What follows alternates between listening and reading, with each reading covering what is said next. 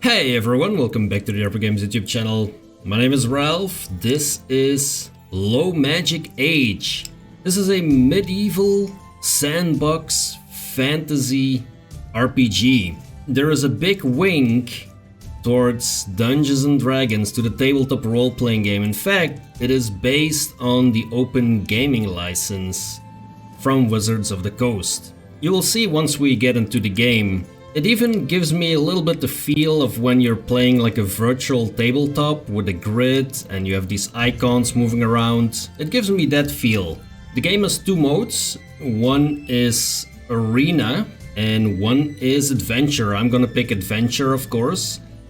And what is very cool with this game is that you can travel around. It's a sandbox, so you don't have to follow any story or anything. You can pretty much do what you want. And one thing when I was reading up on the game that is really cool is that there are areas or towns or cities that have like specialized goods specific to that region. And if you were to purchase them and then move to a region far away where they don't have access to those resources, you could sell them for a pretty good profit apparently. Like these kind of little tidbits is what really attracts me to this game. Now a lot of it is going to be randomly generated. You can see here, there's a world seed, this trade goods distribution, town data, dungeon structure, that is all going to be randomly generated. I'm not going to randomly generate the adventure start point, I'm just going to leave that as it is. And let's take a look. Now the first screen that you're going to land on is a screen where you can create your party. You can pick up to 6 characters, and you can see that there is a bunch of them already created here, so you could just pick 6. For the adventure mode, you need to make sure that you start with a level 1 character. So I created Dench here because I wanted a troll swinging like two-handers, and the problem is that because it's a troll, it gains extra levels just because it's so much stronger than a regular level 1 character. And so Denshire starts off at level 7, which means that I couldn't pick him to start the adventure because all the adventurers start at level 1. What is the idea here with this game and these types of games? So what I would like to add on the channel is just highlighting a number of games which are demo or in early access. This one is in early access at the moment. And just see if, since I don't have access to the community tab at the moment, by the way, subscribe so I get access to that and I can just ask you people questions. So now I'm just gonna play a number of games, and if, when the game comes out in full release, if you would like to see me do a full playthrough of this game, you're gonna need to let me know in the comments below. So just comment like, yes, this is great, I wanna see more. For now, I'm gonna limit these let's tries, let's call them let's tries, to 1 to 3 episodes per game. We are going to start by giving our party a name. We're going to be the Chaos Forgers. There we go. Now what I want to do is I want to show you how to create one character. Then I've shown you the character creation steps. And then for the other 5 characters, I'm just gonna pick one from the list there. I'm thinking of party composition. So there is a bunch of classes that we can pick from. You have the Great Weapon Warrior. This is basically someone fighting with 2-handed weapons. The Guardian, which is 1 weapon, 1 shield. You have dual wielding and an archer. There is the Clerics. These are healers, the clerics on the front line, and then the ones that are specialized in killing undead. You have 3 types of wizards. One is the controller, one is the elementalist, this is the one that does damage, and then there is the summoner, the one who summons more creatures. And then there is a bunch of mixed classes, I would say. So we have a rogue here, a rogue who is into melee. We have a rogue that is ranged.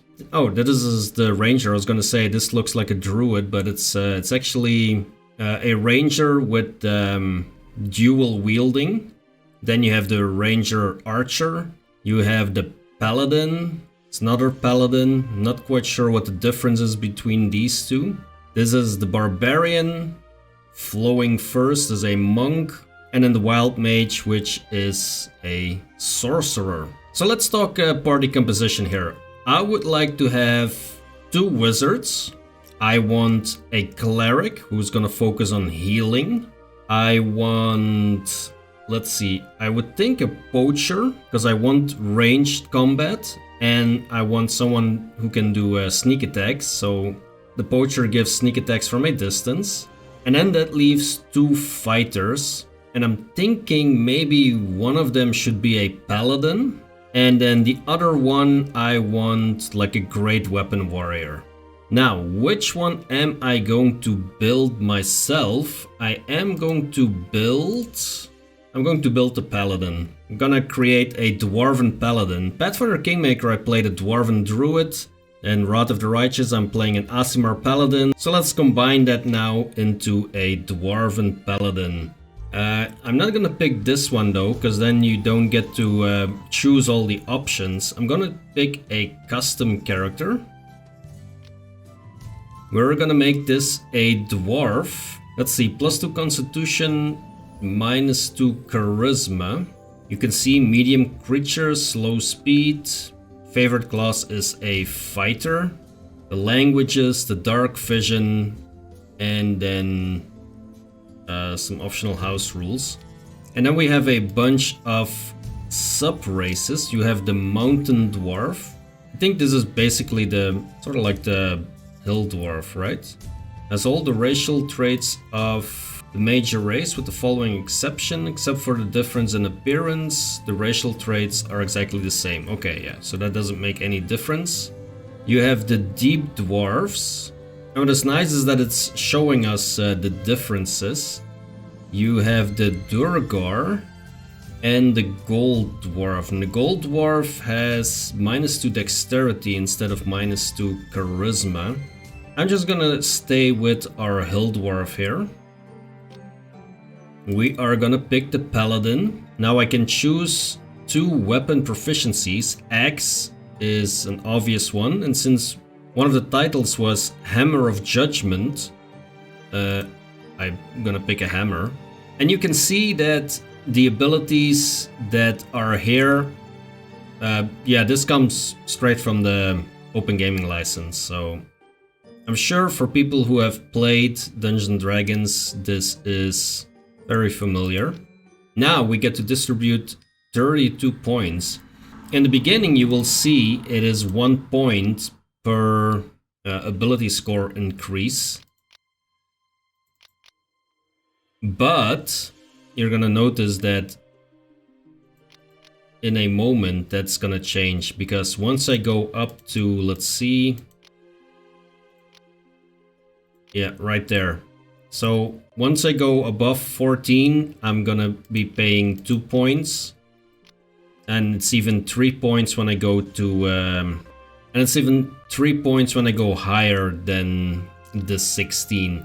Let us keep it like this. I'm thinking, I'm really wondering now.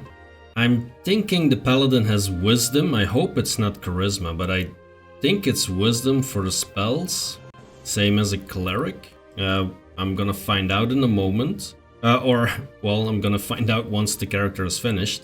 Let's see, let's give him some extra points in Constitution. And what can we do then? So 17 Strength, 11 Dexterity, 16 Constitution, 8 Intelligence, 16 Wisdom, and 6 Charisma. Sounds good to me. It's not gonna be the social wonder that you've come to love and appreciate when I play a character. What do I want to do here? Improved initiative might be interesting. I think shield focus might be more interesting. That's a +1 to armor class. So let's pick shield focus. I'm thinking improved initiative and then our tower shield. That should be good for now. And for some reason I have a female character. When did I have to pick that? Let's see. I picked Grimnir. The portrait was this one. The avatar is this one. And that is that. This is Grimnir. So let's finish off this character. And now we get to choose 6 characters to put in the party. So I'm gonna pick our dwarven paladin. I wanted a, let's see, does it show the class here? This is Great Weapon Warrior, yes. I wanted a Great Weapon Warrior. Then I wanted a Healing Cleric, which is going to be this one. I also wanted a Poacher, if I'm not mistaken. Let's see, this is the Poacher. And then I wanted 2 wizards. Now I'm wondering which wizard to take. Do I want the controlling wizard? Or do I want the damage output wizard? I think I want a damage output wizard, and I think I want a summoner. That is our 6 people. We're gonna click OK. You slowly open your eyes, dizziness still clouding your mind. A young woman sits beside you, looking down with concern painted over her face. Goddess bless, you're finally awake. How do you feel? Do you remember what happened? I feel dizzy. Who are you and did you save me? I'm Aileen. We found you passed out along the beach. You're an adventurer, aren't you? Not from this land. The lady looks you over and asks, are you here alone or were you with companions? I came with several adventurers. Did you see them? We only found you. My companion Todd has been searching for others, but as of yet has uncovered no clues to where they may be. We must make haste to track them, for many monsters wander along this stretch of coastline. Would better prepare for a fight should you wish to save your companions. Are you ready? Yeah, let's go at once. I don't want to risk losing any of my friends.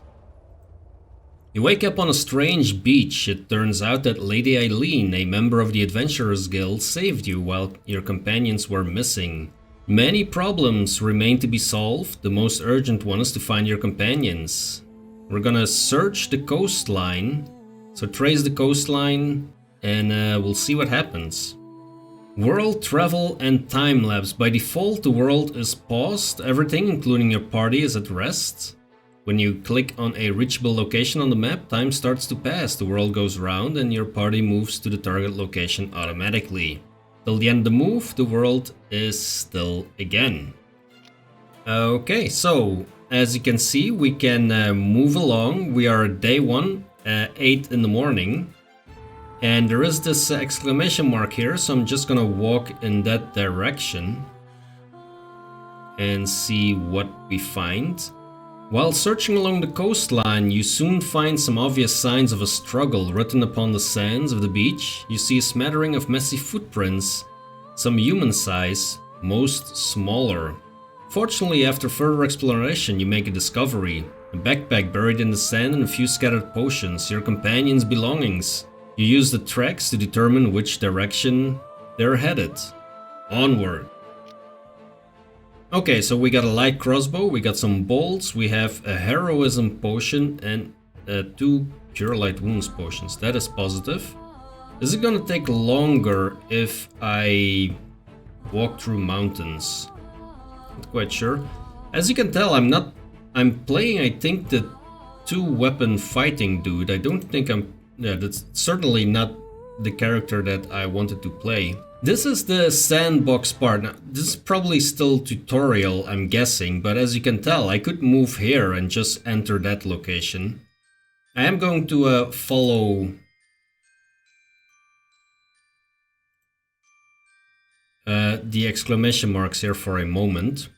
Aileen, a goblin! A young fighter rushes at you with 2 goblins trailing behind. Spears sail over his shoulder and impale on the ground just in front of you. Let's draw your weapons, because there's goblins. How combat works. Combat is turn-based, everybody acts in turn in a regular cycle of rounds. Each round's activity begins with the character with the highest initiative result, and then proceeds in order.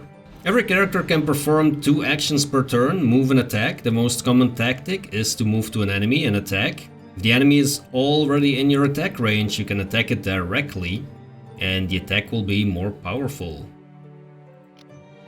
Okay, so this is what I meant when I said it kinda looks... Oh, there is goblins. It kinda looks a bit like a virtual tabletop here. This is Todd, I think, right? Or is this us? No, this is Todd. Let's move him forward. You also have like the fog of war, so to speak, so there's areas that we don't see on the map. And what do I want to do with Todd? Let's remain there. In addition to weapon attacks, clerics and wizards can cast spells. When a spellcaster's turn begins, you can pick a spell in the action bar at the bottom of the screen to cast. Some powerful spells such as sleep can only be cast without moving. I don't know if this is correct casted. Is that correct English? I'm not a native English speaker, so who am I to correct someone else's English, right? I'm gonna move Aileen to the back there. Then it is our goblin friend's turn. Ooh, they tried something. It's not very nice. We have our half-orc friend here. He's gonna move up. Stay here. And we go into melee combat. So, I have a 95% chance to hit. Ah yes, okay, so we see at the right bottom corner there, 95% chance to hit, 2d6 plus 9 for a full attack. And you can see that the goblin has 17 hit points. And 14 of them are gone now. I can... oh yeah, this is Aileen, okay, so I could heal. I could cast Cure Wounds, and it gives me that option automatically. So let's do that. Let's Cure Wounds, that is fine. A miss, that is great news. Now the game also has flanking and all those kind of rules. So, like combat maneuvers and things like that. How about we kill this guy? Oh, and then I had a cleave and I killed both of them in one go. Well, Holg, you're impressive. We got 60 experience points there. These damned goblins, the young fighter must be the companion Todd that Aileen mentioned. After cursing the foul little beast, Todd reports the results of his search. Your companions have been taken away by a band of goblins. Fortunately, the bulk of them broke camp by the time I picked up the trail. I killed 3 of them. The rest are no doubt with your friends. How are my companions? Are they hurt? Sorry, I couldn't see them clearly from such a long distance. They were still on their feet though, so I doubt any are gravely wounded. Okay, what are we gonna do now? Well, you should move towards Spike's Fortress immediately. If we're lucky, we'll reach Spike Fortress in time to save your companions. And this is a stronghold which we haven't visited yet, clearly. Why Spike's Fortress? If they're headed in that direction, they could only be bringing your friends to their lair. The place crawls with goblins, but the guild can't spare the manpower to slay them all. Okay, well, let's go there and let's slay some goblins. So now we have an updated quest here to go towards that area on the map. Now, as you can tell, there is a dire rat here, challenge level 5, which is way higher than my level 1. I could go to town here. There is this town. Or I can go directly to the location. Oh, and it's actually moving. Okay, that's great. Okay, so what I want to do with this is like, I think I'm gonna do like 3 episodes of this game. I am gonna make them a little bit shorter than my usual episodes, so I'm gonna put a cut in the video right here, and then I'll pick up in the next episode, which should be going out tomorrow, and then we're gonna attack Spike's Fortress. If you're enjoying this, hit that like button. Subscribe to the channel if you want to follow along, and if you want to give me that community tab so I can ask you questions, subscribe please. Thanks a lot for watching, and I'll see you tomorrow in a new video.